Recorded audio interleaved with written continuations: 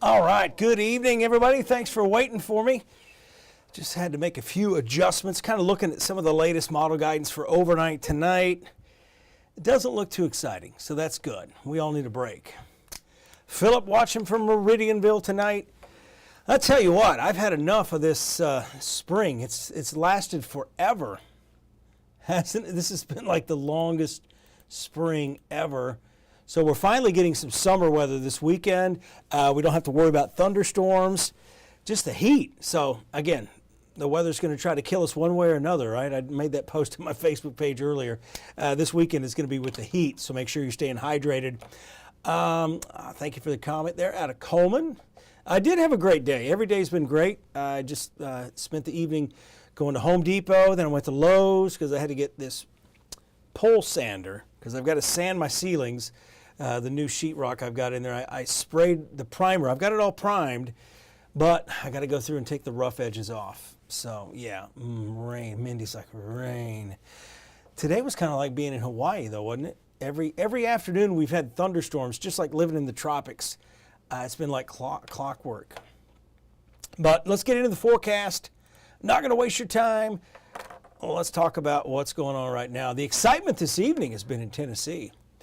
And here's the problem. They had this tornado warning out.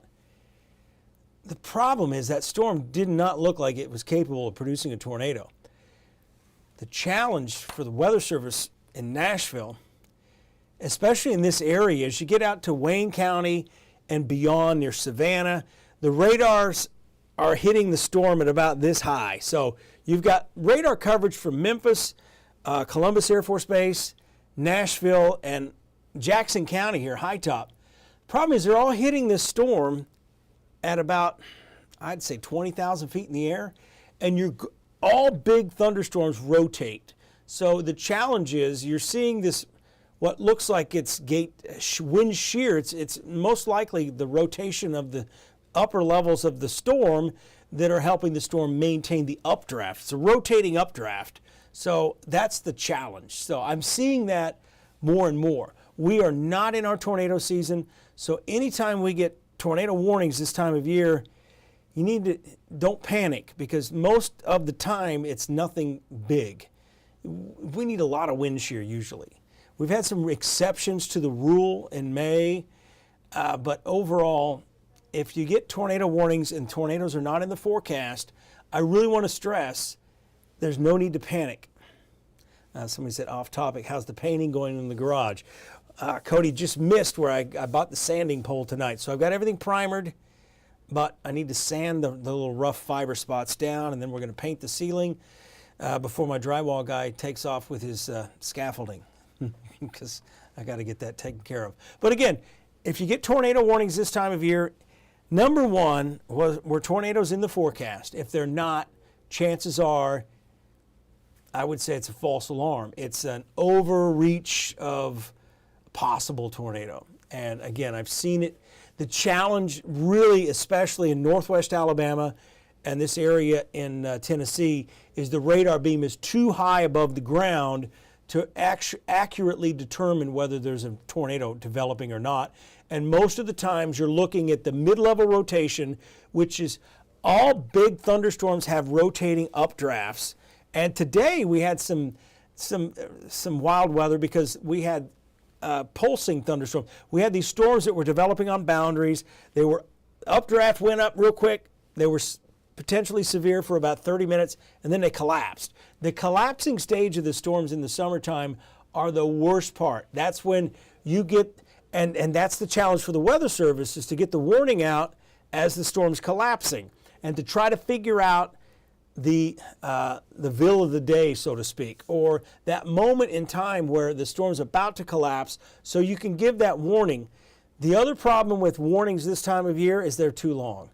They'll go an hour, when in reality that storm is producing that damaging wind for about a 15-minute time frame. So again, I've been here almost 30 years, so I've seen this happen so many times. So again, this pattern repeats itself. All right. On we go. Columbia, Tennessee, that storm's weak now. And we finally got our storms to weaken as well. So we're pretty clear right now, and I want you to focus on what's happening from Memphis to Nashville. And that's not a lot, so that's good. The main energy now that was potentially going to produce this complex of storms early tomorrow morning has shifted east of Bowling Green, Kentucky. So that's some good news. So we're going to go through this hour by hour. And as you see here, here's midnight. There's not a lot going on. I think the most active weather for us for tomorrow morning is going to occur after 2 or 3 in the morning. And it may actually be up in Fayetteville. Notice the thunderstorms there. I don't see that being severe. I think this is just a general strong summertime thunderstorm. And it'll be moving in during the early morning hours. So we're really void of thunderstorms from 4, 5, maybe even 6 o'clock. And the model guidance kind of shows a refiring of storms as we get past 8 o'clock. So it's possible some of us will get skipped. But again, we were wrong about today's forecast. Man, I thought we were going to get a big break. Lo and behold, the storm's all fired on an unexpected boundary that came through. So that's why model guidance is really tough this time of year to follow. I know we're all used to being able to tell you between 1 and 3 o'clock you're going to get this, this, and this. In the summertime, it just doesn't work that way. It's very chaos theory driven. We just don't know exactly what's going to happen. That's why I stress having our 48 First Alert weather app. You can get those updates and check the radar. As we get later into tomorrow, the frontal boundary starts coming in late. I just expect a few isolated showers and storms. I do not see a big threat of severe weather. I don't see a lot of even strong thunderstorms for us tomorrow. So mainly morning storms tomorrow, a break in the afternoon, but then a few isolated storms in the evening. And I can't rule out a few isolated storms Friday. It's just going to be hot as we go through the weekend. Saturday, not much rain. Great weather to be out on the lake or out by the pool. Not such a good day to be out there walking around, taking a walk. Do it early in the morning. And again, don't walk your pets unless they have protective booties on their paws. Once we get past about 10 o'clock in the morning, that pavement really starts to heat up, and it can actually burn your paws. Make sure they got plenty of water too. After this break, it's a quick 1-minute break. We're going to talk about the 10-day forecast, talk about the first week of summer.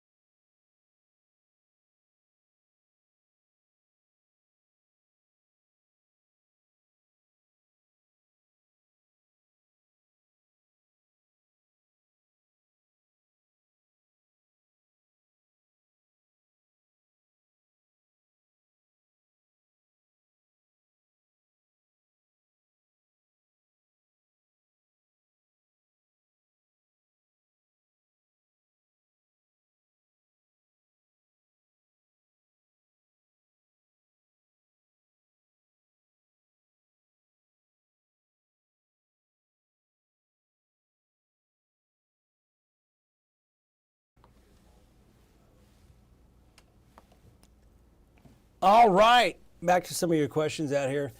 And we appreciate you, Rando, or is it Rondo? Rondo. But a lot of questions. The summer, I think it's going to be a really humid summer.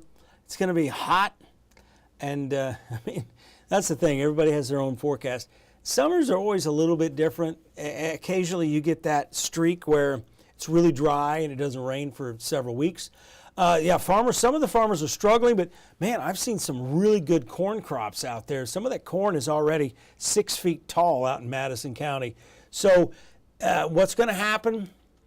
You're going to get a lot of this corn, by the way. Corn, if you live by a cornfield, you're probably going to have a really miserable summer, because what happens is through what's called evapotranspiration, these cornfields put off their own humidity, and you can get dew points nearby a cornfield around 80 degrees, and it makes it oppressive. So that's the other challenge, is if you live near a cornfield and say it's 95 outside, your heat index could be around 105, maybe 110. So again, I think the corn's doing really good. I think some people, their tomatoes have gone bad because there's so much rain. But once we get a lot of sun, I think next week we're really going to start to see some of these gardens take off, the tomatoes take off. The corn is already taking off, but we're going to get some sun out there. We're going to get more into this random, typical summertime weather pattern where we're going to see daily isolated thunderstorms. We may go 3 or 4 days without rain instead of, like some of you have said, every day with a chance of rain. So let's take a look at the forecast for the weekend. Hot and humid. We've got Rock the South coming up. If you've got kids, and I say kids, my kids are going to be kids until they're 30 years old. So if you've got kids going out to the Rock the South, make sure, I would hydrate now. Make sure you're hydrating because it'll really get to you. Because, you know, it's felt like 94 to 100 degrees already this year, but it's only felt like that way for about 4 or 5 hours of the day. It's going to feel like that from 11 o'clock in the morning through 7 o'clock in the evening. So it's going to be detrimental to your health in some cases. So hydrate all the way into the first week. So we're basically seeing the calendar change to summer, and the forecast is changing to summer as well, right on time.